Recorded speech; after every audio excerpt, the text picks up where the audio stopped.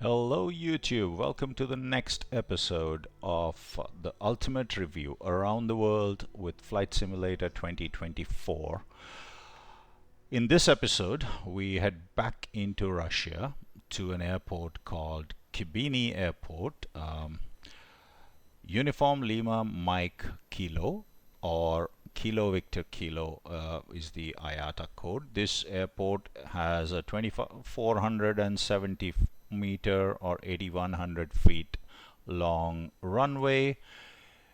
It's known as the Kirovsk Apatity Airport, also called Khibiny Airport. It's a mixed civilian and military airport in the Murmansk region of northern Russia. And as we take a look at this airport, it's a domestic Russian airport. It is served by mostly Russian airlines, actually only Russian airlines, Aeroflot, Rossiya, S7.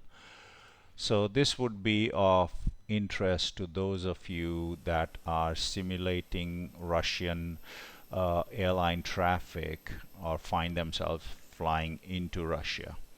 So we start off by looking at the default airport, and I have no idea why all of these I guess I need to change my settings, but the trees look all weird. So let's see. I know why that is, because my trees are set to kind of low this thing, so it only looks like a tree once we get close. I can change that maybe later. But as I look at this is the default generated terminal. Kind of looks okay. It is basically just a building, and it kind of looks okay. There's a separate tower ATC area. There are some parkings here that actually also looks pretty reasonable. So the ground markings look pretty reasonable. The apron area looks pretty decent. There are marks here. Then there's a whole bunch of parkings on this side. A lot of this is used by helicopters, as it's a military area as well. And let's look at the runway. For this place, the runway is 29 and 11. Unfortunately, Navigraph doesn't have any charts for this, so if you are using this place to fly in, you will need Russian specific charts, because Navigraph is not going to be your friend here. Now the runway itself looks fairly decent. There is a nice turning pad. Somehow the taxiways are marked as unusable. Let's see, that is true to real life. So those taxiways have been retired.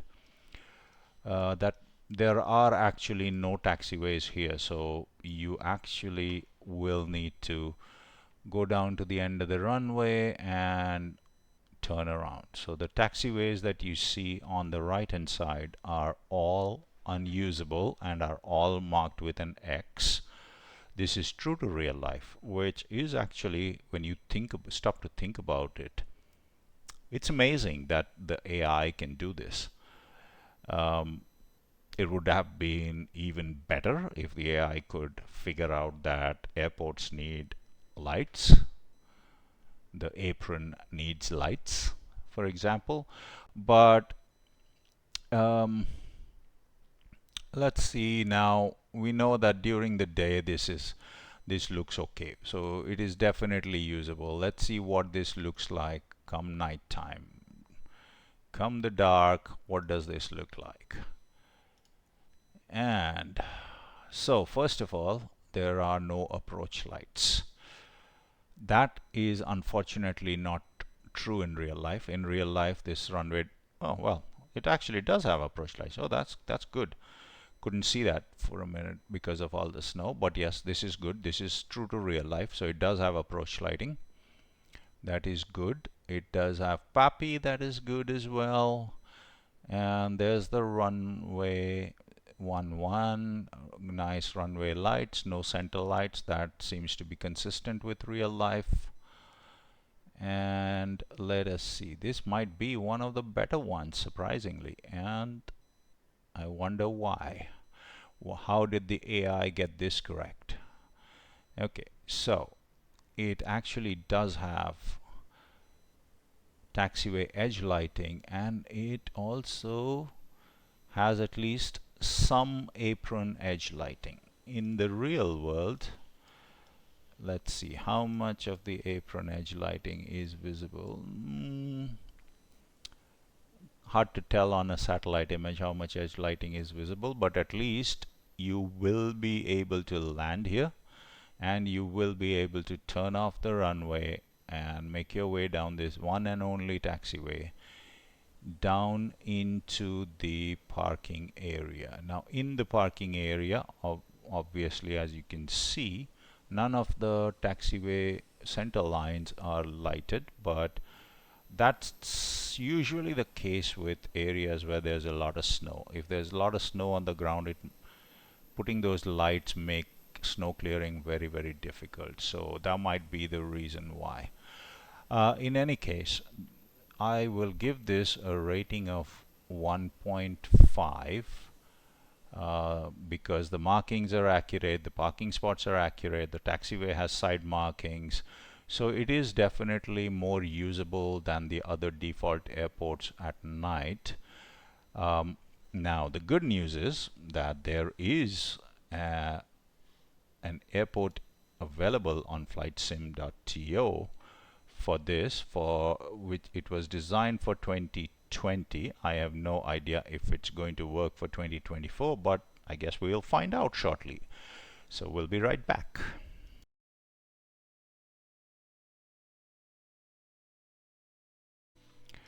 And we are now back at ULMK.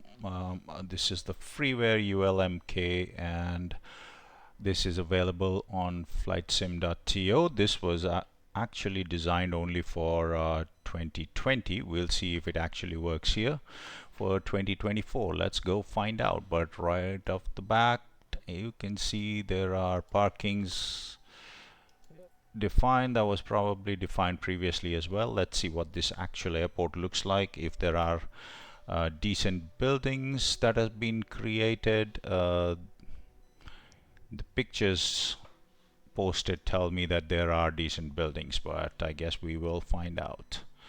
It does look like from the pictures that they created their a dedicated terminal.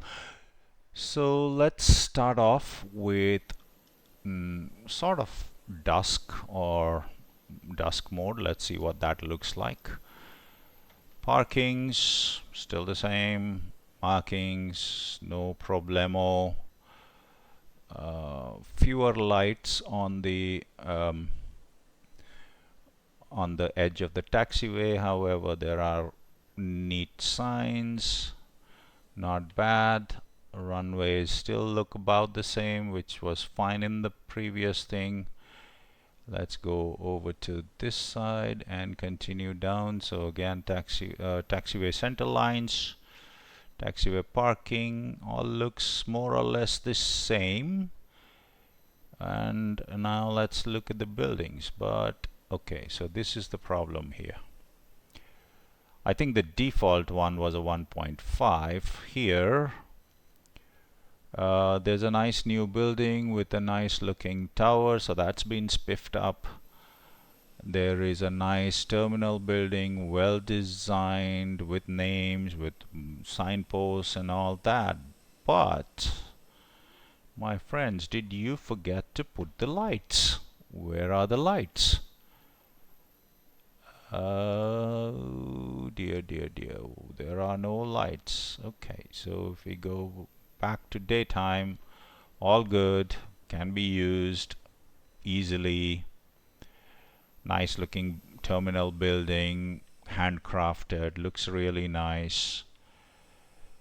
all good, but there are no lights at this airport on this apron. So maybe this airport is not actually used at night. It can't find any information whether this is used at night or not used at night, but maybe it isn't. If any of you from Russia, from the Murmansk region are watching this, please do put that in the comment. Is Kirov's Apatiti Airport or Khibiny Airport used for nighttime operations, or is it a daytime only airport? Please put that in the comments below, and in the description box I will put a link to this freeware from flightsim.to. It seems to work just fine for 2024, even though it was designed for 2020. It looks pretty decent, and I think it takes the airport up to a 2.5. That's my final ranking for this freeware version from flightsim.to. I think this airport now goes up to a 2.5 rating. It is definitely very usable during the day. At night, I do not know. It might not actually be in use at night. I am trying to look that one up right now. There is a Russian language thing. Let's see. It actually interesting. I mean, I can't read Russian, so I don't know what the flight timings are, but there do appear to be flights at 20-30 hours, so that's kind of late. It seems to have mostly Airbus flights, so I would imagine that this airport is actually used. Yeah, there are flights arriving at 2045, Russia flights arriving at 2045, so I'm assuming that there should be some lights here, but unfortunately it doesn't appear to be. So I think 2.5 is a fair target. 3 would have been a fair one if there had been lights on the apron, but since there are no lights on the apron, 2.5 is about the max I can give. So we'll settle with that. For the default, we will settle with the 1.5, and for this freeware, we'll settle with the 2.5, and I'll put the link to this freeware down in the description box below. So thank you for watching, folks, and please do like, share, and subscribe if you like this video, and we will see you on the next one.